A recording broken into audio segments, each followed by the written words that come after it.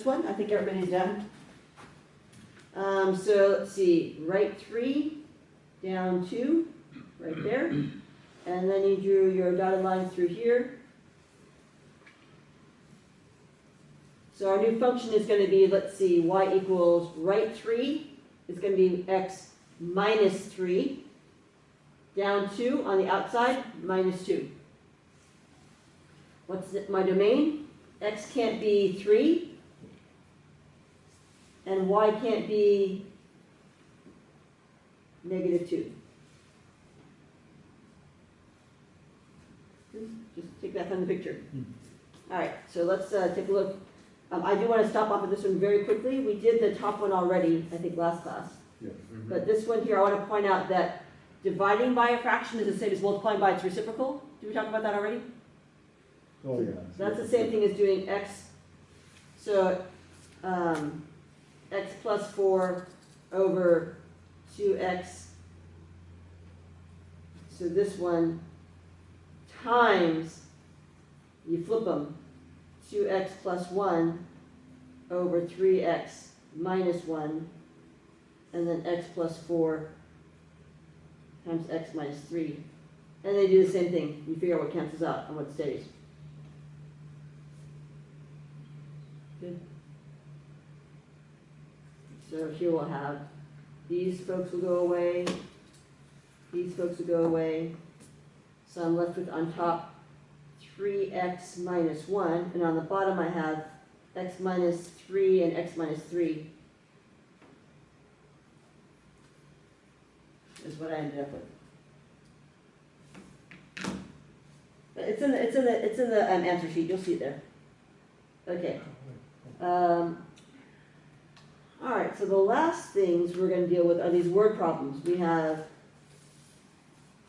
4 of those, and we have 2 of those.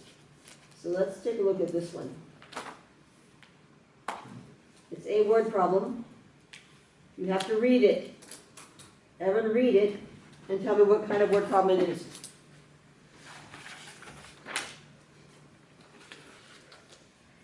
Oh.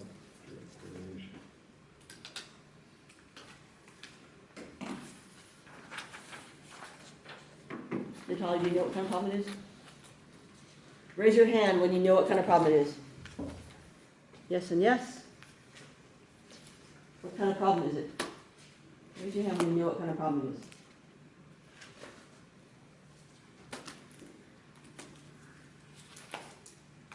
No? Read it. David, read the problem for me. The number of gallons of oil that can be stored in a Cylindrical. tank varies directly with the height of the tank. What kind of problem is it? Do you see the word exponential? Does anyone see the word exponential? Nope. Do you see the word linear? No. Do you see the word inverse No. or inversely? Do you see the word direct or directly? Yes. Yes. It is a direct variation problem. So then you're going to flip to the front of the exam where Ms. Young will have written direct variation.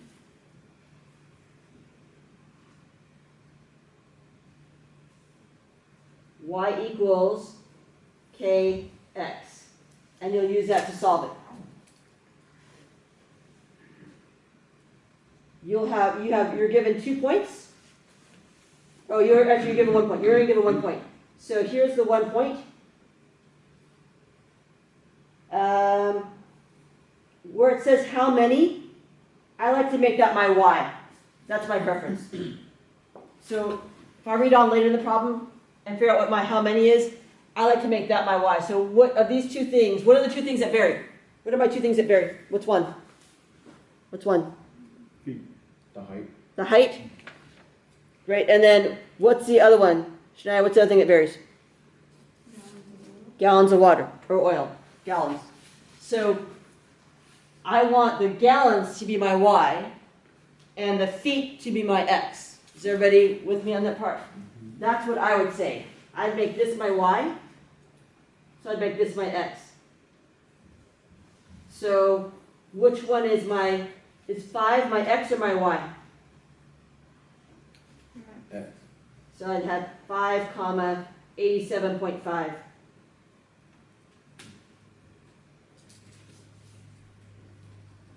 Direct variation, y equals kx. It's basically, it's linear, only where your b is already 0. So all you have to do is figure out your k is, and you have the equation, y equals 36x, y equals 1.5x, y equals negative 2.37x, whatever it is. All you gotta do is figure out what k is. How do I find k? I take the 1 point I have, substitute those in for x and y, because that's true at that 1 point, and that will help me find k. So find the equation that relates to height in feet and gallons held. What I want is this. Y equals something with x in it. Something x. And then do b. So figure out what that, find k basically. Plug it in there. All right, so here I'm going to plug in. Let's see, I know from this point, I know that I have,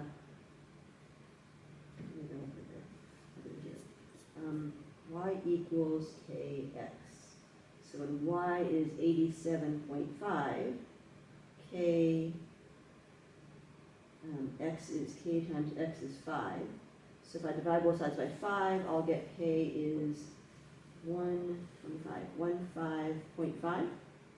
Right? So y equals 15.5x. Is that what people got? I got 17.5. Yeah. Oh, 17.5? Yeah, 17.5. I asked you. Thank you, 17.5. Oh yeah, so 3. Okay, perfect. So how many gallons would a 7-foot tank hold? So x is 7. So here x is 7. So y equals 17.5 times 7. And you end up with, I have no idea, 70, 49, 70 plus 50, 122. 122.5 Gallons. gallons. Good. Great, let's take a look at the next one.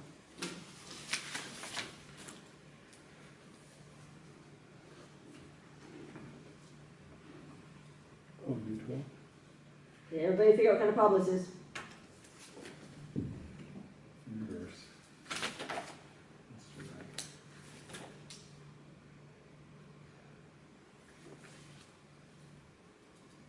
Brian, what kind of problem is this? Inverse version? Shania, what do you think? Okay, so then you can look at the front of the exam where Ms. Young will have written inverse variation.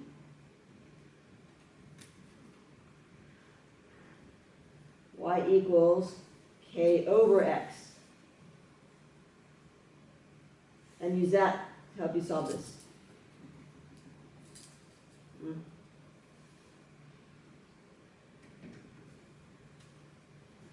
Okay, so again, find the equation that relates to variables, find the frequency of a 12-inch violin string.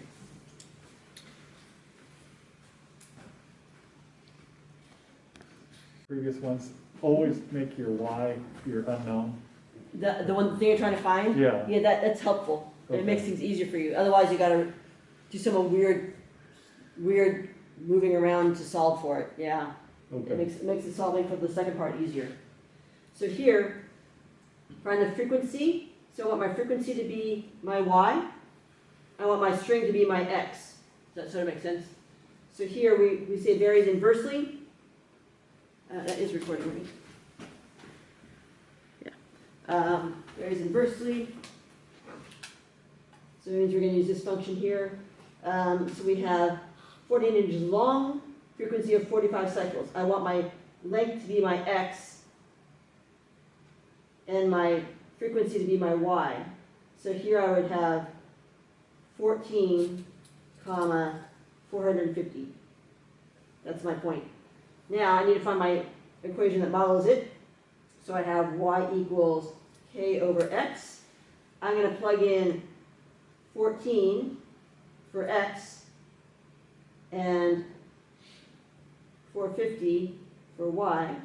So I'll end up with 450 equals k over 14. And then that leads me to k being equal to, help me out. I'm trying to- Oh, 6,300. Great. All right, so then I'm not done. That's not my answer. If that was your answer, you're in big trouble. You're going to lose 2 points on the exam. For all you got to do is write it in like this. Y equals 6,300 over x. Isn't that worth 2 points just to write that down? Right? Oh, If you didn't write this equation? down, this is the equation. Y equals something with x in it.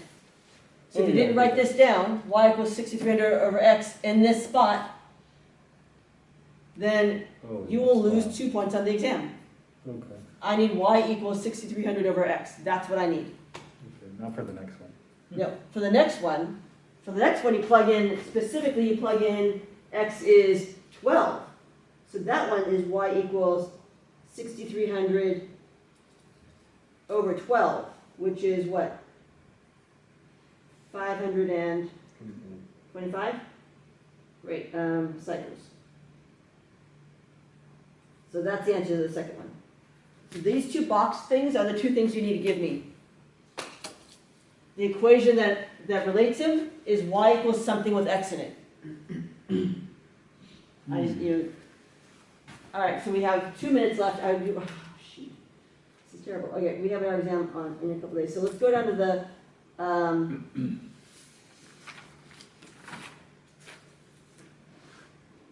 let's go down to 15.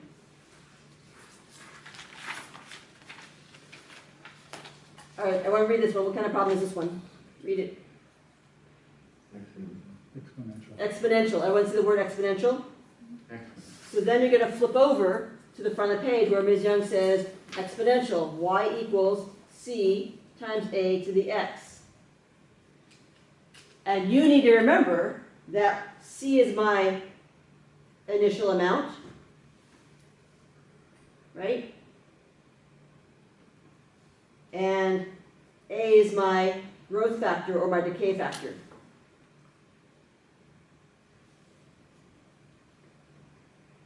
Okay, so what's my initial amount? Read the problem. Initially in the beginning, the laboratory culture contains 80,000 live bacteria.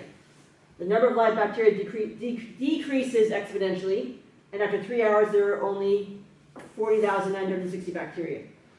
So, what's my C? What's my initial amount? 80,000. 80,000. I did not give you the growth factor. So I'm, in another problem, I might say, if I said decreases by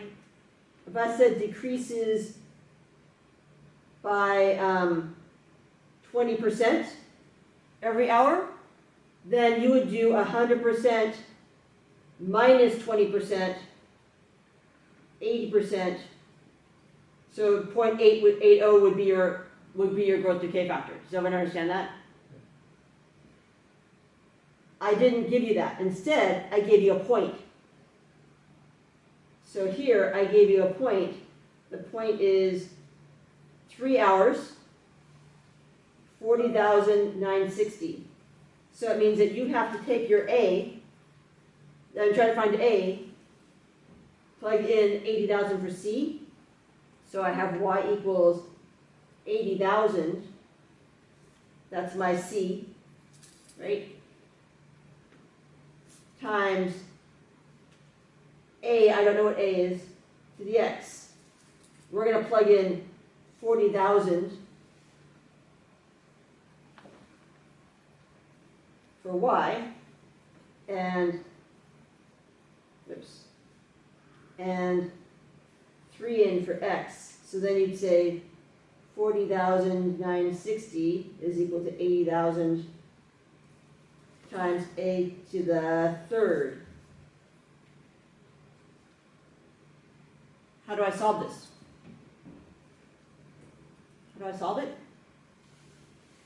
I gotta get the a to the third by itself, so I'm gonna divide both sides by 80,000. And figure out what that is, so I'll have some number, I don't know, it's roughly 0.4, let's say 499. I don't know exactly what it is. It was 8 to the third. How do I get rid of the third there? Raisable, yeah, exactly, that little Yeah. cube root thing, you can either cube root it, or you can raise it to the 1/3 power. Same thing. So that's how you figure out what a is. So that will give you your formula for the exponential function. Cube root it? Okay, so you just cube it? Yeah. Raising both sides to the 1/3 power. Oh. Let me see if I give you something a little more straightforward on the other one.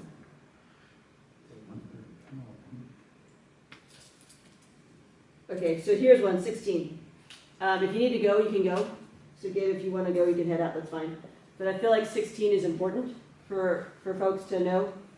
So what kind of problem is this? So it doesn't say exponential, it doesn't say direct, it doesn't say inverse, but it says it's grown by, is it growing by a number or a percent? A percent. So that means that makes it exponential. Plus, later on I say find the exponential function. Does everyone see that? So you can find it there. But Oh, yeah. if you're growing by a percent, then that's an exponential. If you're growing by an amount, that's linear. So remember that part? If you grow by a percent. So here, what's the growth factor? Am I decreasing or increasing? Increase. Yep, I'm growing. So my growth factor is 100% plus 8%. What is that? I define it as a decimal. 1.08. Mm-hmm. Okay, what's my initial amount?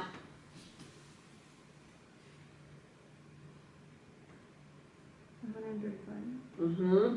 The average, right, in 2010 was 135.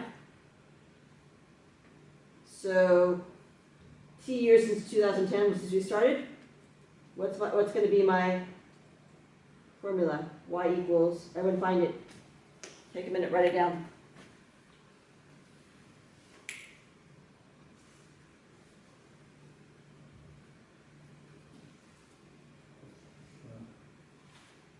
And maybe we'll have written down the formula ahead of time as well.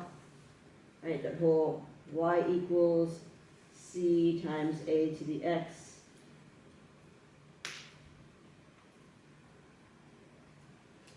Does anyone have it written down?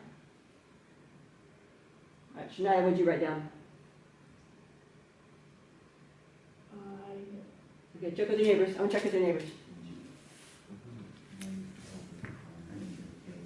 Ryan, do you want to check with your neighbors also? Yeah.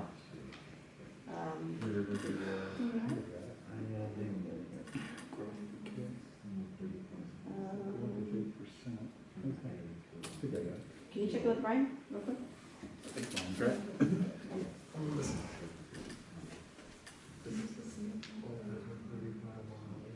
Yeah, that's what I got, yeah. All right, so what'd you all get? What's my initial amount? 135. Great.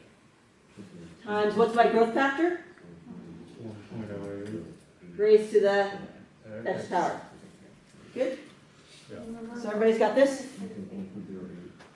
All right, and then what will be the average number of households in 2017? Remember, we're talking about, we started in 2010, so this means x is 7, right? So we started in 2010, 2017 is x is 7.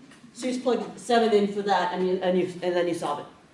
Good? Does everyone sort of, does that make sense to folks? Mm-hmm. Okay, then I think we're good. Yay. Good luck on Monday.